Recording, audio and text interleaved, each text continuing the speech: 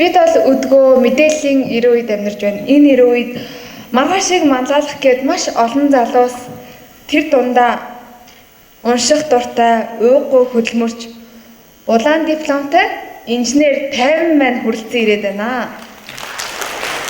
Тэрээр өнөөдөр ас холын оюу толгоогоос толгой зүрхэндээ багтамгүй их өгсийг холбохоор бидэнд тэр бүхнийг хуваалцахаар ирсэн маш гайхалтай хэрэг үлээ. За ингээд тайвнага тайсан дээр урьж байна.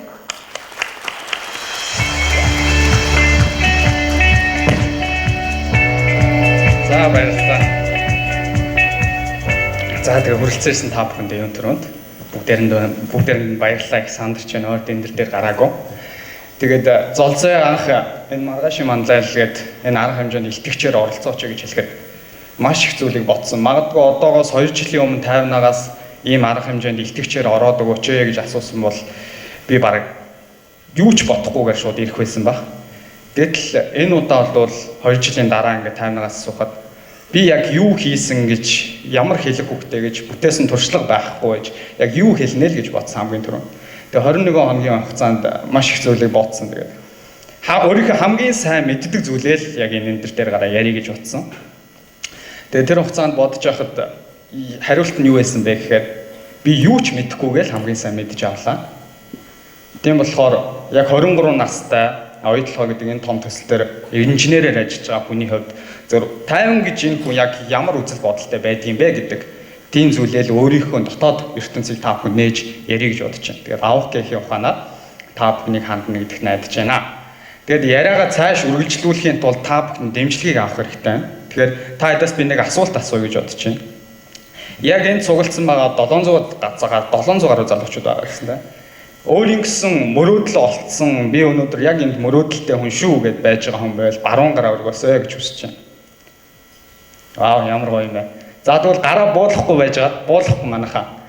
Яг мөрөөдөлтөө ингээд хүрэх өөрийн яг дотоод өнцөг дотор чинь юм өөрийн гэсэн хүсэл тэмүүлэл байгаа ингээд буцалж идэг. Өглөө босохдоо юм уу жоохон шантарсан үедээ тэр хүсэл тэмүүлэл чинь чамайг сэрэж идэг бол зүүн гараа өргөөрэй гэж хүсэж байна.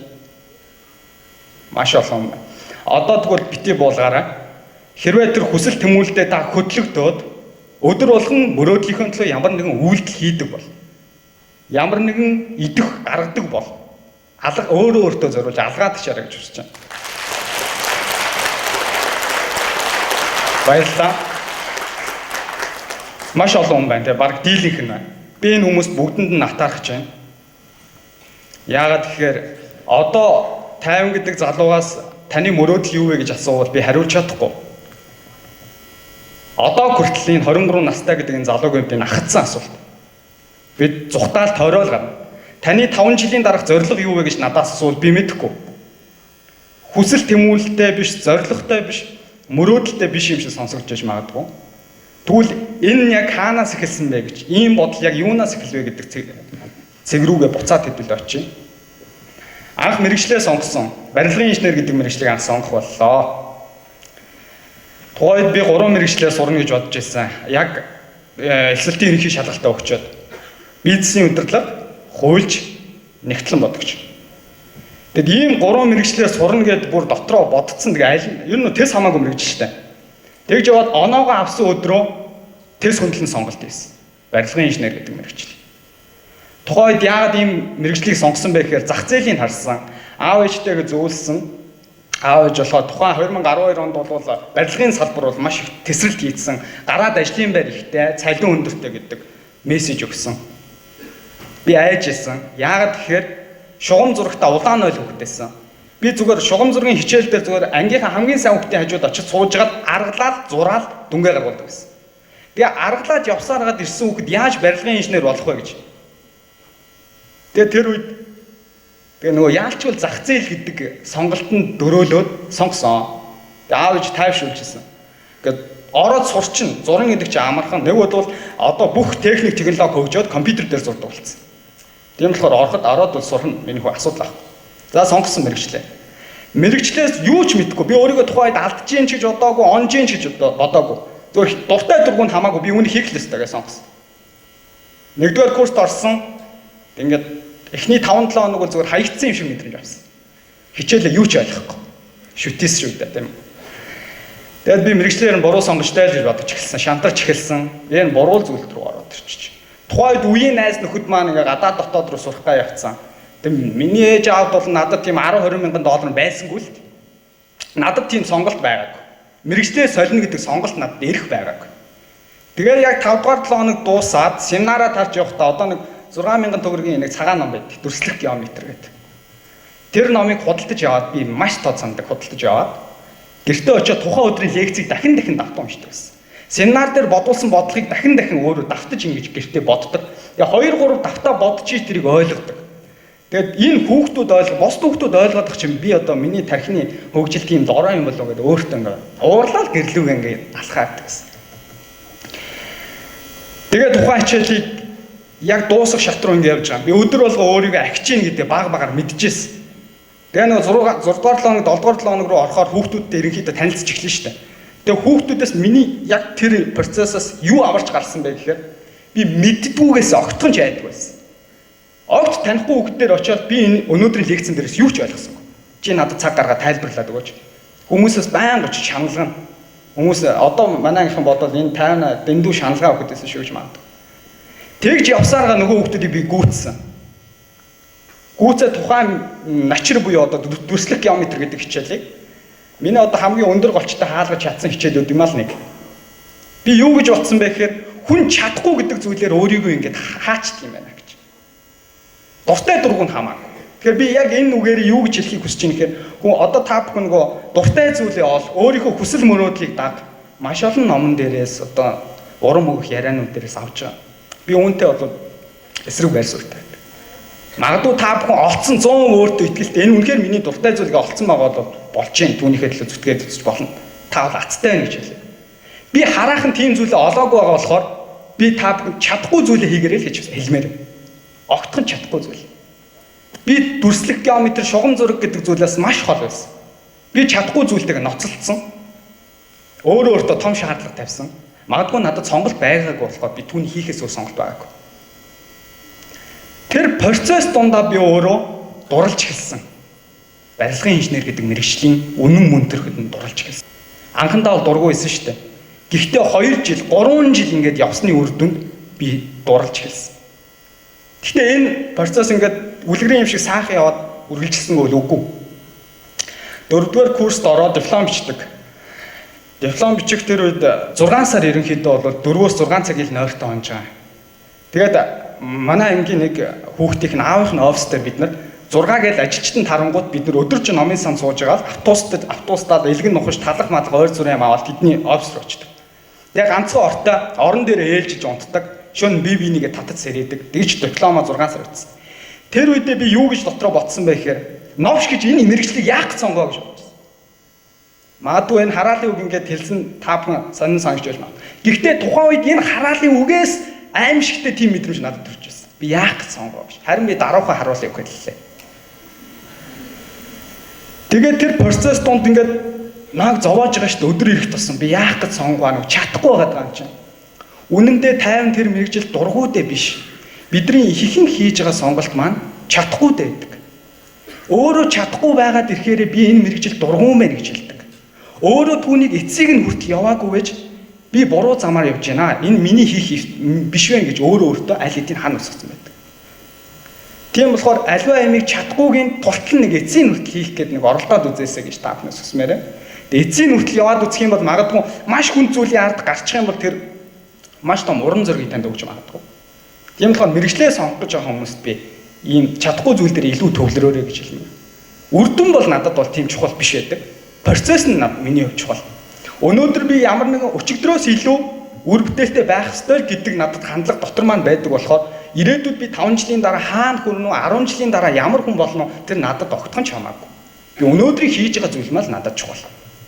Тийм болохоор би мөрөөдөл гэж зүйл надад байдаггүй. Ингээд л их жоохон сонин сонсогч байж байна. Тэгээ мэрэгчлээ 8 семестр сураад төгсөж байгаа юм л та. Тэгэд хүн өөрөө чадахгүй зүйлийг ингээд хийгээд эхлэхээр жинхэнэ асуудалтай нүүр тулгарч ирдэг. Чадахгүй юм а хийгээд байхаар таны дотор давчиднаа да. Тэр үедээ жинхэнэ өөрийгөө түрүүний асуулт асуусан. Өөрийгөө таних процесс яг хизээнээс эхэлсэн байх гэж. Магадгүй тэр аялал чадахгүй зүйлтэйгээ та нөхөрлөж ирээд ууралгаараа яадгийн би хэр тууштай хүн юм. Би ямар нэг юм эцсийн хүртэл явж чаддаг юм үгүй мүү гэж. Яг өөрийгөө таних аялал яг тэр цаг үеэс эхэлдэг байх гэж бодож байна. Тэгээд амьдралд маш олон асуудал байгаа шүү дээ. Одоо хүмүүс Facebook нийгмийн сүлжээ идэвхтэй хөгжсөн. Хүмүүс танд харуулахыг хүсэж байгааг л харуулж байгаа байхгүй юу? Хамгийн хөөрхөн гарсан зургаал танд харуулж байгаа. Харуулахыг хүсэж байгаа өнцгөн л тэр. Өнөөдөр ресторанд ороод тэр хүн чек хийгээд юм уу гоё хоолныхоо зургийг хийж байгаа бол танд өөрийнхөө харуулахыг хүссэн зүйлээ л танд харуулж байгаа. Хүн болгоны хувьд нэг бусдын хувьд өөрийгөө онцгой болохыг мэдрэхийг тийм мэдрэмж байдаг юм байна л та. Хүн болгон л тэрийг мэдрэхийг хүсэж байгаа. Тэгэхээр хүн болгоны амьдрал ямар нэгэн асуудал байдаг. Тэрийг хүмүүс ил гаргадаггүй. Тэгэхээр өнөөдөр надад аимшигтай том асуудал байна гэж өөрийгөө битгий зовоогоор, өөрийгөө битгий гэж голоорой. Харин асуудалгүй байна гэдэг бол өөрөө хамгийн том асуудал. Оюутан байх хугацаанд надад зөндөө асуудал байсан. Санхүүгийн хувьд болон маш олон асуудал. Тэгээд тэр явцдаа би тэтгэлэг хөдөлж эхэлсэн. Нэгдүгээр курст ороод би тэтгэлэг авсан. Маш олон тэтгэлэгт би анкет өгчихсэн. Тэр дундаасаа бол тэгээд өөрөө олон боломжуудыг сольж үзсний үр дүнд нэлээд тэтгэлэг авсан. Тэгээд тэтгэлэг авчаад би өөртөө дахиад нэг асуудал үүсэж байгаа. Тэр нь юу вэ гэхээр голч дүнгээ бууруулахгүй шүү гэдэг. Голч дүнгээ бууруулахгүй шүү гэдэг зорилго тавьсан хүмүүс маань зүтгэсэн. Шүтээсийг 8 семестр сурахдаа би 3.7-оос доош голчоо нэг ч унагаагүй. 8 семестр суугаад ирсэн. Уг нь бол энэ мэрэгч дургүй байсан шүү дээ, тийм. Гэхдээ надад асуудал байсан. Би тэр асуудалтайгаа нүүр тулахын тулд дайрсан байхгүй. Тэр асуудалтай байгаадаа та бүхэн баярлаарай. Асуудалтай хүн байгаа бол. Харин өөрт таасан тэр асуудлаа л олоорой. Чамайг амиа хорлоход хүртэл хүрэгдэггүй тийм асуудал. Стресс төрж болно. Өдөр болгон чамайг уурлуулж, нойргоо хонуулж, би яах гэж энийг сонгоо, айлын хүүхдүүд ийм гоё явж байгаа чинь би юугаараа дутлаа гэж ингэж явж байгаа. Тийм бодол хүнд өчнөө л төрнө. Тийм асуудал төрж ийн гэдэг маань хамгийн сайн шүү. Тэгээ шүтээсийг төгссөн дэндүү омглон байсан. Одоо 2 жилийн өмнөх тайван, одоогийн тайван хоёр бол багахан хэмжээний зөрүү харагдаж байгаа. Би бол өөрийгөө маш их өөрчлөгдсөн гэж байна. Нөгөө мундаг төгссөн бүхнийг хийж чадна алаад өгнө л гэдэг хүн төгсдөг байхгүй юу? Шүтээст мундаг төгссөн, баргийн хүүхэд ингэж төгсдөг. Төгсөө 7 сар ажилгүй байсан. Тэр 3.8 удаан дипломтой юу төвж хамаагүй. Ажил олдоогүй. Би сүүлдээ 10 хэдэн газар очиж анкет өгдөг байсан. Анкет өгөхдөө хүний нөөцийг нь өрөөн дээр ороод цайны цаг ингээ болцсон нэг тоож уулзахгүй ширээн дээр нь CV-г англи монгол дээр хавсаргаад арталт нь баахан тэтгэлэг мэтгэлэг нийгмийн идэх мэдэх бүгдийг ингээд канаандаад ширээн дээр нь тавьчихдаг байсан. Аз уулж бас цаг нь гараад харж магадгүй гэж. Тэгээд 7 сар ажилгүй байсан. Тэг хүн хандан дарагдтiin бэл. 7 сар ажилгүй яваад 7 сар ажилгүй орлогогүйгээ боддоо. Миний аав ээжийн өгсөн миний хамгийн том хүмүүжил бол юм. Би 17 настайгаас эхлээд би дагаа гэсэн. Миний аав ээж окей, чи одоо оюутан болсон. Тусдаа байр түрээслээд амьдр. Одоо өөрөө асуудал шийд. Өөрөө асуудалтайгаа нүүр тулах надад боломж олгосон. Би 17-тоогоос эхлээд байр түрээслээд амьдрч гэлсэн. Сургалтын төлбөрт ээж аавынхаа халааснаас 100 төгрөг гаргуулаагүй. Тэгээд явж явах процесс дундаа хүн өөрөө асуудалтайгаа жинхэнэ нүүр тулахаараа өөрийнхөө юу ч чаддгүй, өөрийгөө ямар сул дорой, өөрийгөө ямар өчүүхэн амтан бэ гэдгийг хүн илүүтэйгээр мэдэрч эхэлсэн юм л гэж боддог. Бүр амар давцсан. Одоо амар жаргал сайдасаа хэлж чинь тэр сагсуу, омглон тийм үед байсан. Тэгээд 7 сар ингээ ажилгүй яваад ирэхээр хүн бүр ингээд өөртөө гутаж эхэлдэг байхгүй. Тэгээд Америкийн визэнд орё гэж бодсон. Сургуулаа бүр сонгоцсон. Явъя. Одоо энд өөр ажил олдохгүй хэцүү юм байна. Тэгээ яг 12 сар өнгөрөөд 1 сар болж явах үед материалаа бүрдүүлээд ээжсэн чинь миний дипломын багш над руу уцтаа 50-аа одоо шинэ Монгол технологийн дээд сургууль гэж байдаг. Тэнд чи багшийн туслах хийх үү гэсэн. Гой санал байна. Тухайн үед цалин өнгөд надад огтхон чамаагүй байсан. Тэгэл очисон 1 семестр багшилсан. Одоо энд миний шавнар бас орж ирээд суудсан байна. Түрүүн таарсан. Цөөхөйдөн бас шавтай хүн одоо 1 семестр багшилсан гэхэд. Тэгээд тухайн үед нөгөө ингээ омглон байсан тэр цаг хугацааг бол юу дарагч би бүр сүүлдээ ингэж хэлсэн шүү дээ. Монголын томоохон 2 компанид уцтаад хүний нөөц рүү би танад анкет өгсөн. Би цалингүй ч хамаагүй танад ажиллая. Хамаагүй. Миний хувьд сурах нь чухал байна. Цалингүй ч хамаагүй би танад ажиллая гэсэн. Тэгээ нөгөө ёс суртахуунтай компани гэдэг бол яалч өөр л юм бэл. Манай хүнийг тэг цалингүй ажилуулдаг компани биш ээ. Тэгээ уцаа тасалсан. Яг анкет өгснөөс 5 сарын дараа 2 компаниас над руу залгасан. Маш удаж байгаа залгасан бооз. Ярилцлага нь дуудсан. хуулийн дээр нь ярилцлаганд орсон. Тэнц. Тэгээ нөгөө хүн ингээ ямар ч боломж сонголт байхгүй үед болохоор юу ч байхгүй хэцүү байдаг хэрнээ. Бүх боломж нь ингээ гараад ирэхээр давхцчихдаг тий. Бүх тохиолно. Тэгэл эргэлзэж эхэлсэн аль компани руу нөрөх яах вэ гэл. Тэгж яваад өнөөдөр оюутлогоо гэдэг энэ төсөл дээр 36 орны мэрэгчлэлтэнгүүдтэй өнөөдөр ажиллаад өрөө жил гаруй хугацаа өнгөрөх гэж байна. Цаашдаа ч энэ төсөл дээр олон улсын мэрэгчлэлтэнгүүдтэй маш олон зүйлийг суралцаа цаашдаа ажиллах байх гэж бодож байна. Тэгэхээр чадахгүй зүйлээ хүн хийх хэрэгтэй юм байна. Миний хийж чадах зүйл тэр байна. Бусдаа надад тийм ариун туршлага авах болгоо та хэдэд юу гэж ийм тийм гэд хэлэх үү. Тэгээ номон дээр байгаа зүйлийг та нартаас хэлээ яах вэ? Та нар интер ном аваад худалдаад аваад уншчих юм чинь. Чадахгүй зүйлээ хий. Тэгээ асуудалтайгаа нүүр тулгаад тэр үед магадгүй том аялал ихсэн. Жинхэнэ өөрийгөө тань боломжууд ингээ шүүрээд аваад гэж хэлмээр байна. Тэгээд төгсгөлд нь би ганцхан зүйл хэлэх гэсэн. Та бүхэн нэг ихэнх нь онлайн номын хэлцүүлгээр мэдэх байх. Би ажилгүй байх тэр 7 сарын хугацаанд онлайн номын 50-тай хамт онлайн номын хэлцүүлэг эхлүүлсэн байдаг байхгүй юу? Тэгэхээр асуудалтай байсан тэр цаг хугацаа маань надад эргээд том нээлтийг авчирсан. Өнөөдөр 31 дугаарыг контентыг гаргачаад 31 дахь дугаараа өнгөрсөн сар хийсэн. 31 номын ард гарсан байна. Тэгэд энэ бүхэнтэй хамтарч ажиллаж байгаа одоо цогтөлгүүн дэр гэнэ найз маань байгаа. Та бүхэн мэднэ Нэмийн 8 гэх подкастыг хөтэлдэг. Одоо бид хоёр хамтраад Сэхэтэн Монгол подкастыг нээсэн байгаа. Яг өнөөдөр та бүхэн ингээ Сэхэтэн Монгол подкаст гэдэг гар утсан дээр шууд ороод үзэх юм бол Нэмийн 8-ийн өнөөдрийн дугаар, дараагийн шинэ дугаар тавигдсан байгаа. Тэгээд миний онлайн номын хэлцүүлгийн хамгийн ихний дугаар подкаст хэлбэрээр тавигдаж эхэлж байгаа. Тэгэхээр та бүхэн хүссэн газараа татаж аваад сонсоод явах боломжтой гэж. Тэгэхээр би асуудалтай байсан тэр цаг хугацаанд би шинэ зүйлийг нээх тийм урам зориг юм шинэ сэтлийг бол авч яасан байх нэ. Тэгэхээр би одоо оюутлогод ажилладаг гэхээр хүмүүс чест мондаг ажилтаа 23 настай байж ийм хэмжээний ажлыг явж болж байна гэдэг. Гэтэ энэ дээр би нэг зүйлийг хэлэх хэрэгтэй. Одоо ч би ажил дээрээ чи их сургуульд юу сурсан бэ гэж загнуулдаг хэвээрээ байгаа. Ахлах инженерүүдээ. Чи юу сурсан бэ гэж дахин хэлдэг. Нэрийн би юу сурсан бэ л гэж боддог. Гэхдээ их сургуульд сурсан мэдлэг болгон чинь хэрэг болно шүү. Яг ийм л их сургуулиас ажлын байр руу гараад нэг процессыг өөрийгөө олохгүй ингээд ажилдаа түүртэл би одоо ч түүртэж байгаа. Тэр юу вэ гэхээр мэдээд идэг маш олон зүйлийг мэдээд курсын төслүүдэд өгөөд аваад гарцсан алдна. Тэгээд ажил дээр гарангуудаа одоо ийм л аахгүй. Их сургуульд болохоор ингээд хаалтан дотор тоо байсан, гадна л нь үржүүлэхтэй. Ингээд энэ тэгээд үзсэн юмыг ажил дээр гарангууд нөгөө хаалтын задлчингууд юу гэж инженерүүдтэйгээ би маргадаг бай гэхээр их сургуульд ингэж үзээгүй шүү дээ гэж маргадаг байхгүй. Хаалттай үзсэн шүү дээ. Тэгсэн та ингээ хаалтын задлцсан байх юм гэж. Тэгэхээр мэдээд идэг тэр мэдээд байгаа мэдлэгийн амьдрал дээр боловсруулан түүнийг бодит амьдрал уу ажил хэрэг болгоно гэдэг бол маш том ухагдгүй юм бат. Тэр магадгүй ажил дээр гараад хүмүүс шинээр бүх зүйлийг эхнээс нь сурдаг гэдэг үнэн. Гэхдээ та тэр хаалтан дотор байгаа томьёоны гаргалгааг өөрөө их сургуультай мэдээгүй цагт ажил дээр гараад шинээр сурна гэж үлгэр шүү. Тийм болохоор их сургуультай маш сайн сур гараад ажил дээр бол дахиад бүх зүйл шинээр эхэлнэ. Тийм болохоор та бүхний идэвхтэй өөрийгөө дайшлаараа банк чадахгүй зүйл рүүгээ л зүгээр дайрчаа. Яг хэцүү байдаг л та нэг урам авахгүй дургүй юм хийгээд ч байгаа юм шиг.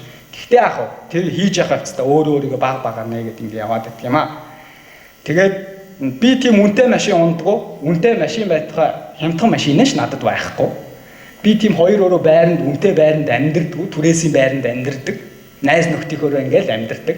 Ингээ 7 хоног 90 очи явдаг болохоор. Гэхдээ 50 гэдэг энэ хүний дотор чадахгүй ч гэсэн чадчих байсан. Мэдгүй ч гэсэн хэн нэгнээс очиж асуучих байсан. Хэн нэгэн тэнд боломжгүй гэж надад хэлж ийсэн ч гэсэн эхлүүдэд үзчихсэн гэдэг агуу том сэтгэл байдаг, итгэл байдаг. Тэгээ сайхан юм хийж бүтээ гэсэн найз нөхдөр хүрээлүүлж байгаа. Би тийм л азтай хүн. Тэгээд эцэст нь дахиад ганц зүйл хэлье. Урт хугацааны харсан томоохон хөрөнгө оруулалтыг та бүхэн хийгээрэй гэж хүсэж байна. Одоо залуучууд бид нэр хэлбэртэлтэнд арай л дэндүү автцсан. Өнөөдөр яаж гоё харагдах вэ? Үнэтэй машин унаад ингээ явах нь гоё байна уу? Үнэтэй брендийн хувцас, үнэтэй брендийн цаг зүүгээд явах, үнэтэй iPhone X аваа явах тэр хэндэж хамаагүй л зүйл. Амьдралынхаа та үнэн зорилгыг, үнэн мөн чанарыг ойлгоцсон хүн болвол тийм зүйл нэг цаг зараад байдаггүй. Би олсон орлогоо хуримтлалд үүсгдэг. Олсон орлогоороо би олон улсын зах зээл болон дотоодын хөрөнгийн зах зээл би хувьцаа худалдаж авдаг. Тэгээ боловсралтай хөрөнгө оруулалт хийдэг. Хувцас би нэг 3 хэлж ийн л костюмтай нөгөө 3 л хаа явсан газар та бүхэн тааралдвал өмсөөл явж байгаа да. Тийм болохоор хэлбэр гэдэг зүйлээс татгалзаарай. Урт хугацааныг харсан зүйлдээ хөрөнгө оруулалт хийгээрэй гэж хэлмээр. Баярлалаа.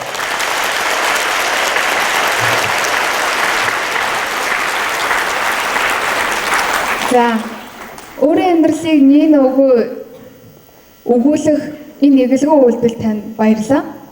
За тэгээд танаас асуух асуулт байвал гараа өргөнө. За тэр хойныг за микрофонтой хүн нь тэр гараа өргөсөн өнрөө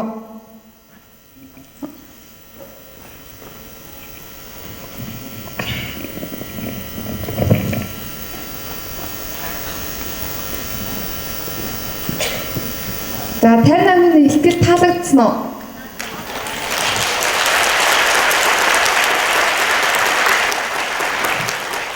Энэ олон хүнд дуу хоолойгоо хүргэж чадсан танд бас баярлалаа. Баяр хүргэе.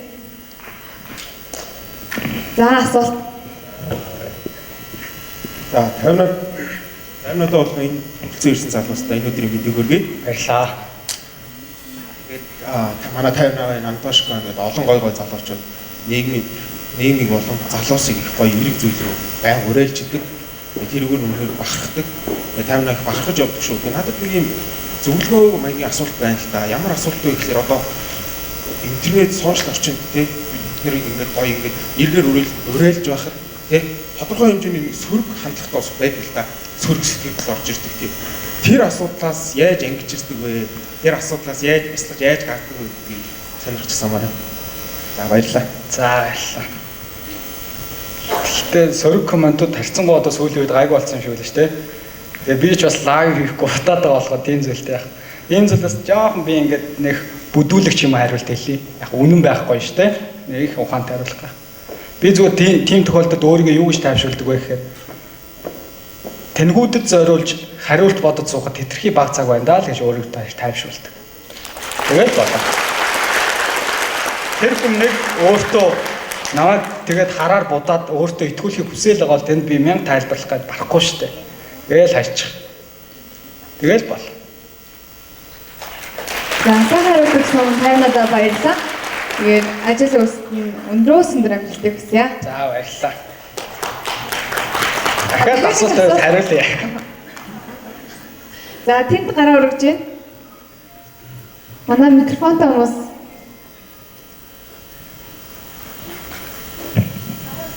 за гараа өргөж байгаарай.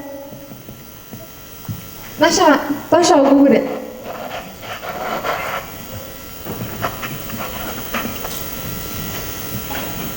Сэмэнэ чамдын өдрийн мэндийг хүргэе. Тэгээд надад болохоор амар тэр нэг хөрөнгө олон улсын хөрөнгөний зах зээл бас ингээд Монголын хөрөнгөний зах зээлд оролцож байгаа гэж ирсэн шүү дээ. Тэгээд тэрнийгээ талаар ингээд жоохон тодорхой мэдээлэл өгч болох уу? Тэгээд ямар брокеринг компаниар зуучлуулаад тэгж нэг хувьцаа худалдаж авдаг вэ гэдэг талаараа зөвлөгөө өгөх юм аа. Хувьцааны зах зээлд ороод одоо 8 сар болж байна. Олон улсад бол нэг компани л хувьцаатай. Дотооддоо бол нэг цөөхөн бас байна.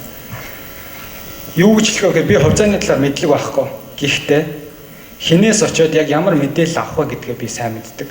Тэгж би цагаан мэддэг. TDB Capital дээр би данстай. Тэгээ манай найз өөр брокер. Тэгээ тэр үнээсээ ерөнхийдөө цаг хэмнээ мэдээлэл авчдаг. Бусдаар бол би тийшээ цаг зарж судална гэвэл дахиад том цаг гарна л та. Тэгээд ер нь ямар ч юм бүгдийг мэдээ гэх юм бол бид нар барахгүй шүү дээ энэ том шинжлэх ухаан. Хаанаас хизээ олоод ухаад мэдчихүү гэдэг тэр хаанаас олж чадах уу гэдэг тэр газрын ч юм уу хинээс асуучвал би зөв хариулт авчих вэ гэдгээ л сайн мэдчих хаад тэгээ алцахгүй юм шиг санагдав. Тэгээ тийм болохоор хөрөнгөний зах зээл бол тийм хүмүүсээр мэдээлэл авчдаг. Тэгээд ийшээ та бүхэн ороорой гэж байгаа юм биш шүү. Би сүүлд ороод оруулсан мөнгөнийхөө 30% одоо бараг хувьцаа нь унаад 40% алдаа явж байна. Тэгтээ ах гой суралцаад явж байна.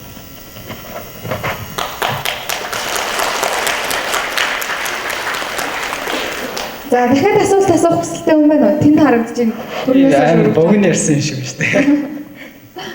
За. Цаарал цамцтай. Энэ голд бас цаан сурагчтай. Тийм. За, тэнд нэг хүн орчих. Цэхэд Монгол подкастыг та бүхэн байг сонсорой. Одоо бэлгүүнээтэйгээ хамтраад бидний эдэн нөхөд маш олон гоё подкастуудыг гаргаж байгаа. Нийт бол 2 суугийн подкаст явуулж байгаа шүү. Сайн сурчилж байна. За танд энэ өдрийн мэндийг хүргэе.